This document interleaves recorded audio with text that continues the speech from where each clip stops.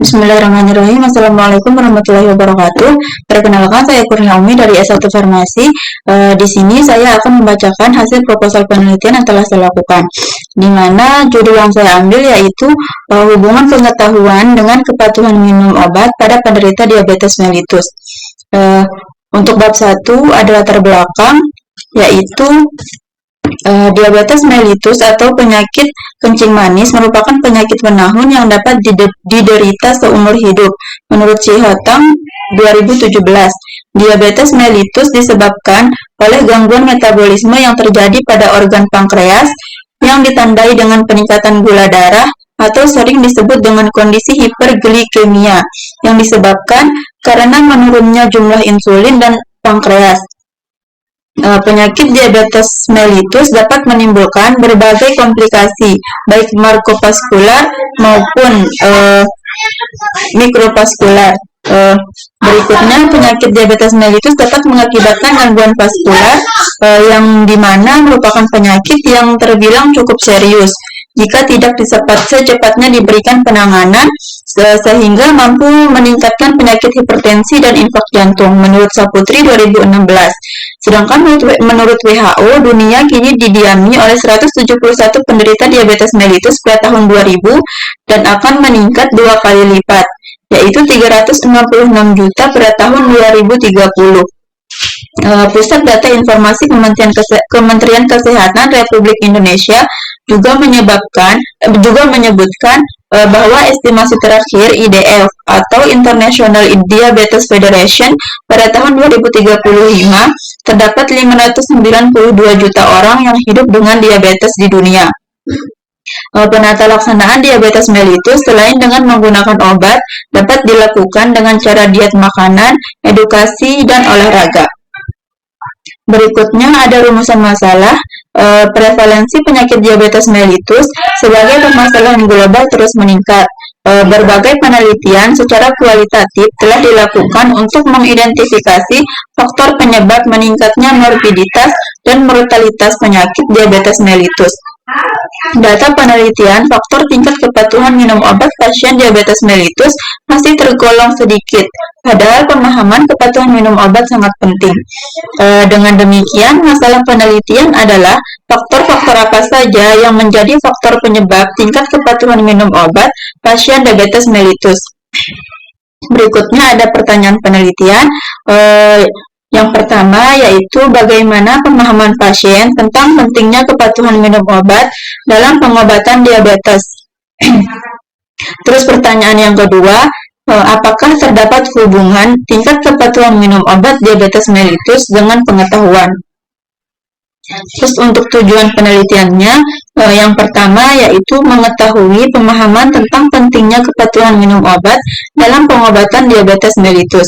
Terus untuk tujuan yang kedua yaitu mengetahui hubungan tingkat kepatuhan minum obat pasien diabetes mellitus dengan pengetahuan.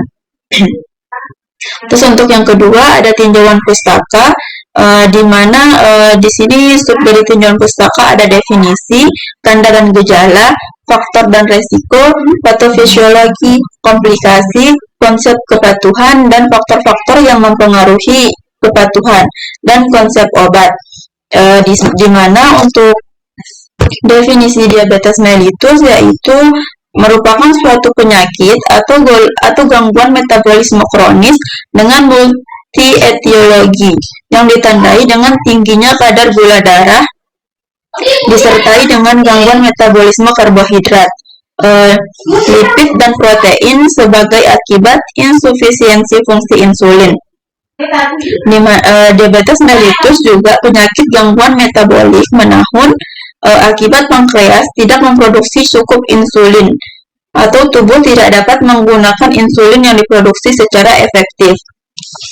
Dengan demikian, diabetes mellitus merupakan penyakit metabolik akibat dari penurunan sekresi insulin, kerja insulin, atau keduanya yang menimbulkan peningkatan kadar glukosa dalam darah.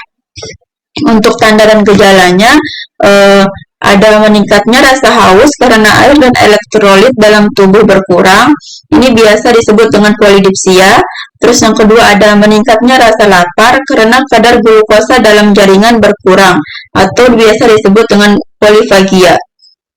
Terus ada kondisi urin yang mengandung glukosa, biasanya terjadi ketika kadar glukosa darah berada dalam ukuran 180 mg per dl. Terus dan tanda yang berikutnya ada meningkatnya osmolaritas fitrat glomerulus dengan reabsorpsi air dihambat dalam tubulus ginjal sehingga volume urin meningkat. Berikutnya ada faktor dan resiko, di mana yang faktor resiko yang pertama yaitu ada usia.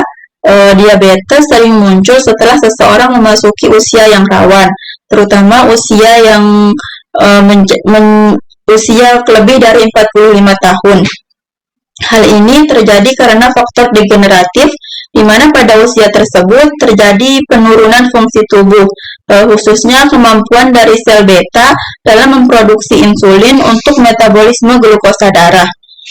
Terus faktor risiko berikutnya yaitu ada riwayat keluarga, di mana risiko diabetes sangat erat kaitannya dengan riwayat keluarga yang memiliki hubungan darah seperti ibu, ayah, saudara, dan anak.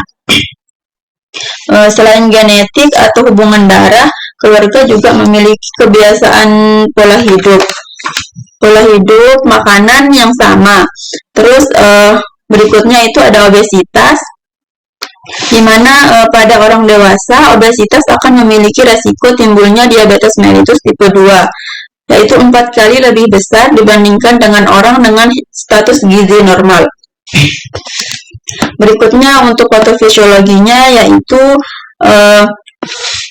gula dari makanan yang masuk melalui mulut dicernakan di lambung dan diserap lewat usus, kemudian masuk ke dalam aliran darah. Glukosa ini merupakan sumber energi utama bagi tubuh di otot dan jaringan. Agar dapat melakukan fungsinya, gula membutuhkan teman yang disebut insulin. Hormon insulin ini diproduksi oleh sel beta di Pulau Langerhans dalam pankreas. Setiap kali seseorang individual makan, pankreas memberikan respon dengan mengeluarkan insulin ke dalam aliran darah. Ibarat kuncinya yaitu insulin membuka pintu sel agar gula masuk. Dengan demikian kadar gula dalam darah menjadi turun. Terus untuk komplikasi, di sini ada komplikasi akut. Contohnya itu HHS yaitu hyperosmolar hyperglycemia state. Terus yang kedua itu ada hipoglikemia, yaitu kemampuan gejala klinis yang disebabkan konsentrasi glukosa darah yang rendah, yaitu kurang dari 55 mg per dl. Terus hipoglikemia umum terjadi pada penderita diabetes yang sedang mengkonsumsi obat antidiabetes atau insulin. Terus untuk komplikasi kronisnya yaitu retinopatik diabetik, yaitu retina adalah bagian mata tempat cahaya difokuskan setelah melewati lensa mata. Terus bila pembuluh darah bocor atau terbentuk jaringan di bawah retina, bayangan yang dikirimkan ke otak menjadi kabur. Terus berikutnya yaitu neuropatik diabetes, di mana neuropatik diabetik adalah gangguan saraf pada penderita diabetes kronis yang mengenai semua tipe seperti saraf sensorik, motorik, dan otonom, serta yang paling umum ditemui pada tubuh bagian perifer. Terus berikutnya yaitu untuk konsep kepatuhan. Di sini ada untuk faktor-faktor yang mempengaruhi kepatuhan, yaitu ada pengetahuan, usia, terus sikap, efikasi diri atau keyakinan, terus status ekonomi, dan berikutnya itu ada konsep obat. Di sini ada pemicu sekresi insulin. Terus yang kedua yaitu peningkatan sensitivitas terhadap insulin. Terus yang ketiga yaitu penghambat alfa glukosidase. Terus yang keempat ada DPP-4 inhibitor, dan yang kelima yaitu SGLT2 inhibitor. Berikutnya itu ada bab 3, yaitu ada kerangka konsep dan hipotesis penelitian. Di mana untuk kerangka konsep penelitiannya itu ada faktor resiko, yaitu diabetes, usia, dan riwayat keluarga itu dapat menyebabkan diabetes mellitus.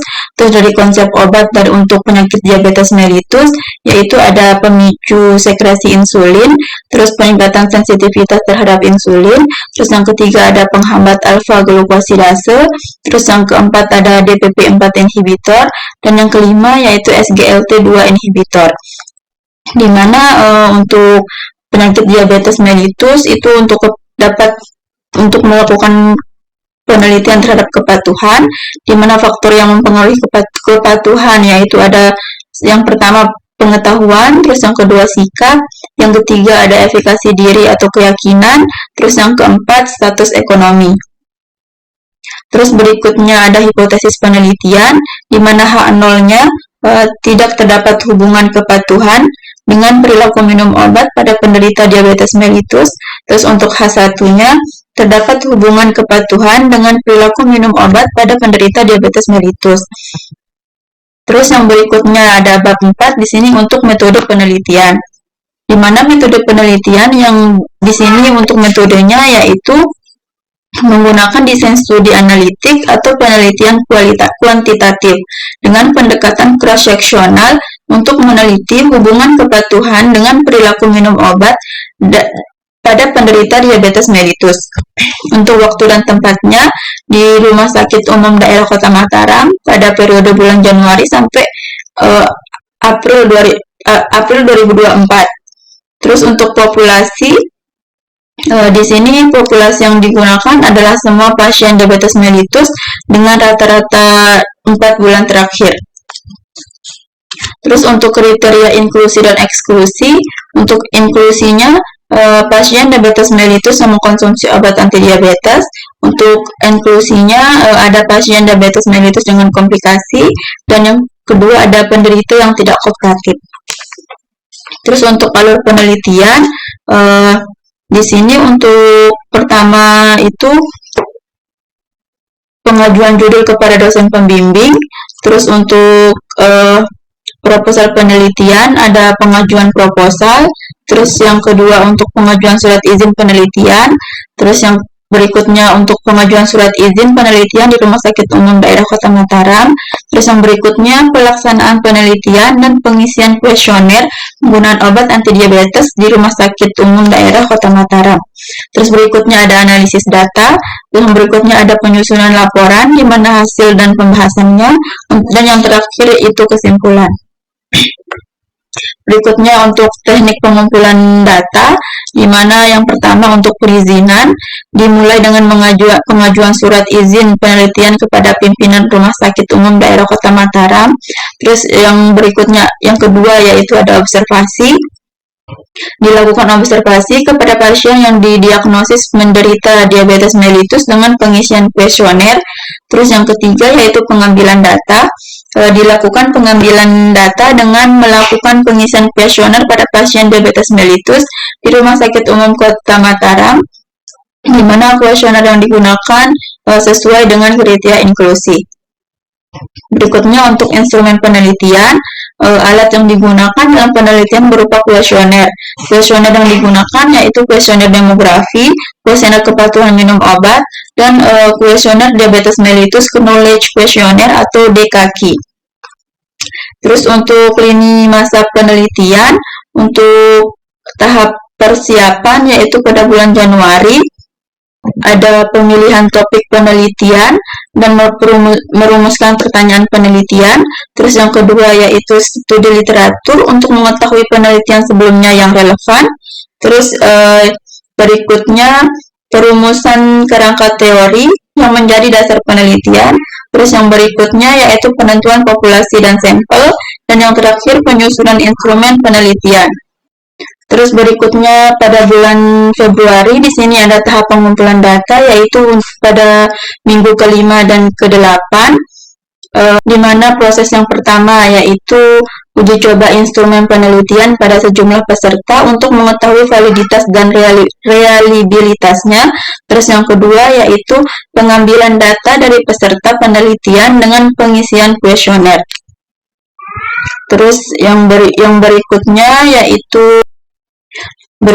yaitu ada tahap analisis data, yaitu pada bulan Maret, minggu ke-9 sampai ke-12, di mana proses yang pertama yaitu pengolahan data yang telah terkumpul menggunakan SPSS, terus yang berikutnya analisis data untuk menjawab pertanyaan penelitian, terus berikutnya uji statistik untuk mengetahui apakah ada hubungan yang signifikan antara pengetahuan dengan kepatuhan minum obat.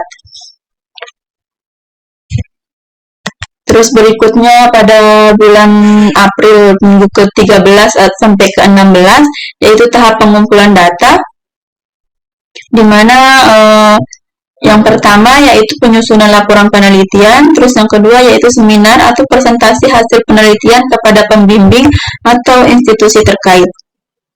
Terus untuk yang berikutnya yaitu RAB atau rencana anggaran biaya penelitian, di mana di sini untuk komponennya yang pertama administrasi penelitian, yang yaitu fotokopi dan jilid proposal sebanyak 4 kali eksemplar yang seharga 25.000 per eksemplar dengan jumlah 4 dengan total biaya 100.000.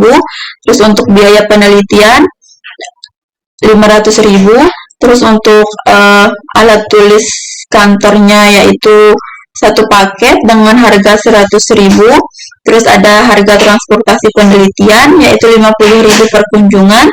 Kunjungan dilakukan sebanyak 5 kali dan total biaya yaitu 250.000. Terus yang kedua yaitu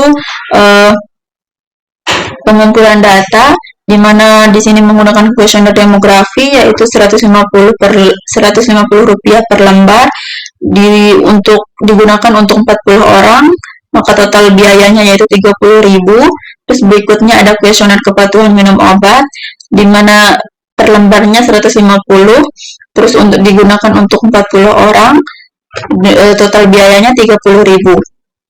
Terus berikutnya ada kuesioner diabetes knowledge atau kuesioner diabetes knowledge kuesioner, itu 150 per 5 lembar, digunakan untuk 40 orang, dan total biaya yaitu 30.000. Dan total dari seluruh RAB yang digunakan pada penelitian ini yaitu 1.990 rupiah. Mungkin sekian dari saya, kurang dan lebihnya mohon maaf. Wassalamualaikum warahmatullahi wabarakatuh.